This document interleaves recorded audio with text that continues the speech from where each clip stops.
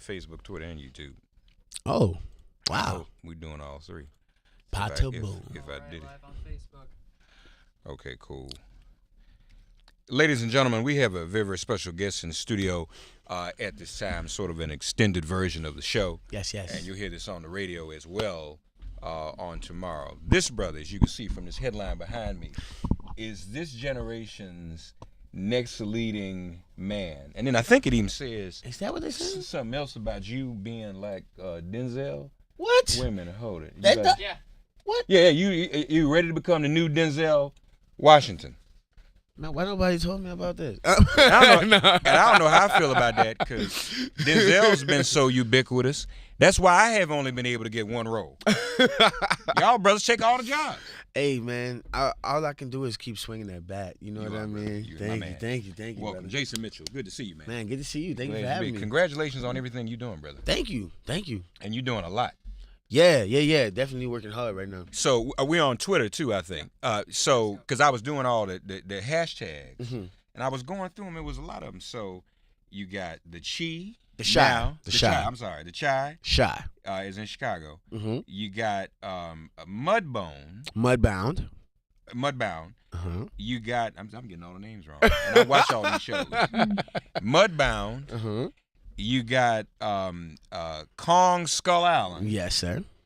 And I think we really got to know and love you in Straight Outta Compton. Absolutely. That's 4 like back to back to back to back to back. Yeah.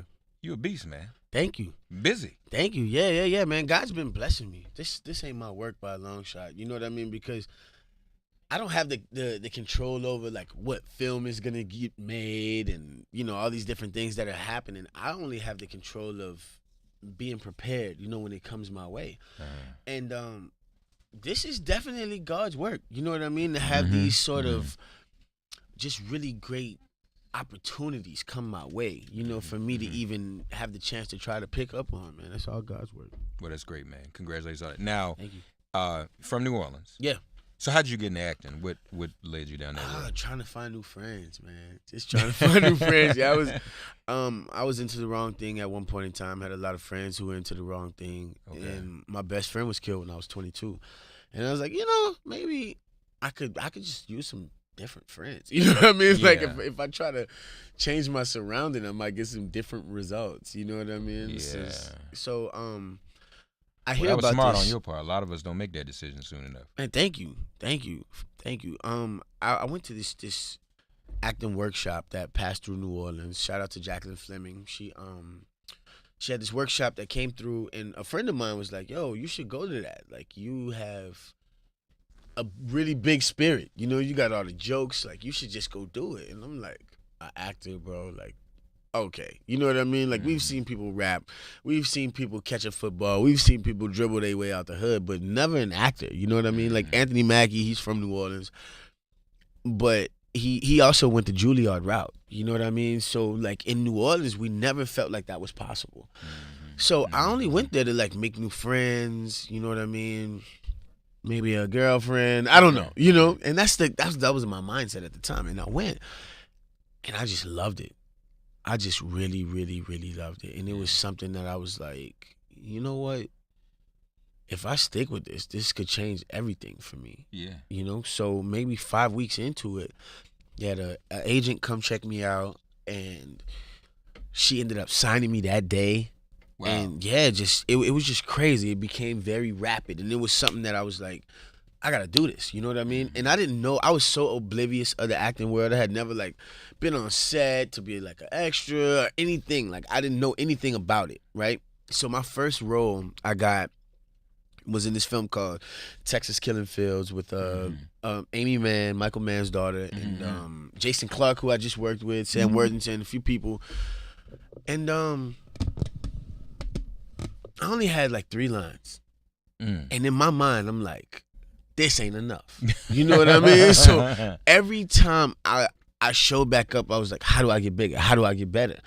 And I still constantly tell myself that today, because even though I do have leads now and more lines and, you know, supporting roles and things like that, I never feel like it's enough. You know what I mean? Because it's like, why? Like, why say, oh, Jason, give yourself a pat on the back? Like, for what? You know, I come from too far down. And until I can employ my entire family, like, I need to keep moving straight, like on some Tyler Perry. You know what I mean? Right. Yeah. Have you met Denzel? I have not met Denzel yet. He's one of the few guys I haven't met. I thought I was gonna meet him the other night, but he had something come up. Are you worried about him, you know, hearing about you trying to replace him?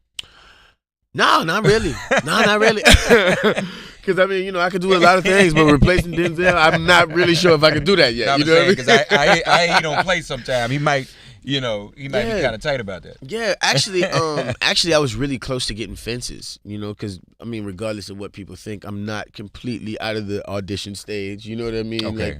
I still gotta humble myself and get in that room and be told no. You went down for Fences. Yeah, I definitely did. For real. For sure. I mean, working with him and Viola Davis, like, who doesn't want to do that? You know what I mean? That's like literally my acting mom and dad. Yeah. You know what I mean? So, straight out of Compton. Yes. What was that like? That must have been.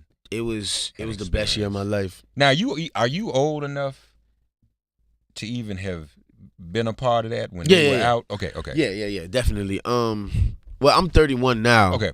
Yeah. So, but I grew up more like on Bone Thugs and stuff, you know, and I always wanted to know, like, you know, what happened. And of course, No Vaseline was the biggest diss record ever. Yeah. So if you didn't know what was going on, you knew when the record came out. You know what I mean? So, yeah, it was something I definitely grew up on, and it was very nostalgic for me. But I knew that they had so many people. Like Eazy-E was one of the few people who are gone from that time. You know what I mean? Like, everybody saw this.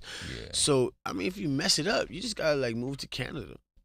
Was that the role you went for, Eazy? Did you see yourself in that role? Absolutely. Yeah. Absolutely. Yeah, you became him, you know? Absolutely. Thank you. Yeah, but it was a process, you know what I mean? Like, I had to do a lot of interviews, you know. I even asked, like, I interviewed a couple of the girls who did his hair and was just like, really? Why?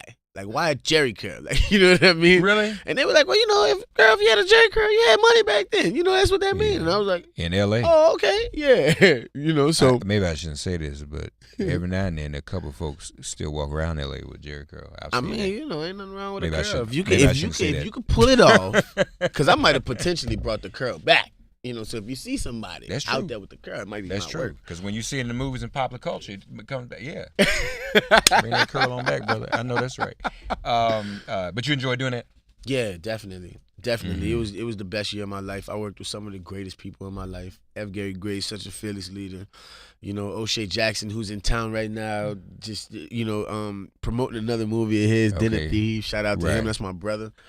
You know, Corey Hawkins, that's my brother. All those guys, man, they just, we were at a point in our careers where we all needed something, and we all needed each other at the same time. You know, that was powerful. And that's it's interesting how time, you know, when we were younger, movies were geared toward our parents. Right. Now we got movies that are geared toward us, which means we getting older. But you know, we say, wow, this is a movie about when we were young, and we not young no more. Looking at a movie about when we were young. Right. You know.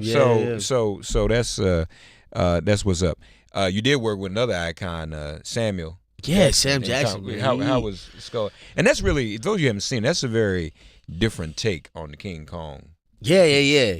I mean, for me, it answered a lot of questions because I'm like a super movie critic. Like, I was one of those guys who'd be at home and be like, so where's his mom and dad? Like, how did he get this big? You know what I mean? Like, I was that dude. Like, you know, like, where your mom at? You ain't the only big you know what I mean? Like, you're not the only big thing out here in the world, you know? So it answered a lot of questions for me. And it really worked out. And we had a lot of new things in it, the CGI and you know, it was really dope to shoot. It was dope. But Sam is, I mean, he's 67. You know what I mean? Yeah. And a lot of people take that lightly, but to get to that age, you've been through a lot. Like, a lot of us have seen Sam go through some things, you know, and initially as an actor, you know, you meet somebody and you're like, want to ask acting questions type thing. You know what I mean? Like, I want to know about the business, but like, this is the kind of guy that like drops life jewels on you. You know what I mean? Like really give you life gems and mm-hmm. things to keep and go into your everyday life with. You know what I mean? Like Sam is dope. That's outstanding. So Mudbound. Yeah. Incredible. Thank you. And Mary J. Blige was nominated. Yes. She didn't get the Golden Globe, but you all still up for a few other things. Yeah. SAG-AFTRA, and I think one other. You probably somewhere in I'm not sure. Maybe in the NAACP too next week. But that was really, and folks, you need to watch this movie and what it portrays. How'd you get involved in that? What brought you to that project? Actually, D saw Straight Outta Compton and was completely blown away. So she put me on what she calls her wish list. She put me at the top of it, and she was like, "Yo, this the guy we gotta have." Right. You know what I mean? Because at first, the studio was like, he looks a little bit young. Like the guy has the age, and he doesn't even have facial hair. You know what I mean? Like, how are we gonna make this happen? And she was like, like I believe him. It's something in his eyes that's different. He's a wise person, and she just has so much good to say about me that I was like, how do I drop the ball on this? You know?